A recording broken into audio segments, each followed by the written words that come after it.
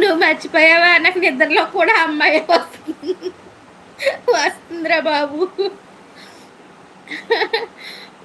తన పేరు భార్గవి. ఆ పేరుకి మర్చిపోయే సీనే లేదు నాకింకా. అయ్య బాబోయ్!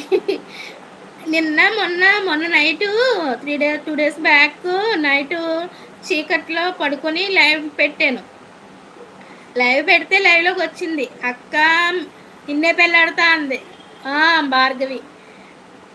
ఆ! "అక్క నిన్నే పెళ్లాడతా" అంది. "అమ్మ వద్దు, ఈరోజు వద్దు. నువ్వు మండే అడుగుతానన్నావు కదా! మండే చెప్తాను.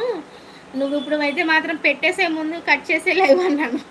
ఇక మొదలుపెట్టిందంటే ఇంక తను పోనీ వేరే టాపిక్ మాట్లాడితే ఇంక తను ఇంకా ఆ మూవీ గురించే చెప్తదింక. దాంట్లో వాటి గురించే అడుగుతది. పోనీ ఇంకా మూవీస్ గురించి అడుగుతా ఉందనుకో ఇంట్రెస్ట్ పెరుగుతా ఉంటది. ఇంకా అదే చెప్తది, అడిగింది అడుగుతది. ఇంక నాకు బుర్ర తలపోటొచ్చేస్తుంది ఇంకా అలాగ అడుగుతుంటే. ఇప్పుడు 1, 2 క్వెషన్స్ అయితే సరదాగా చెప్పొచ్చు.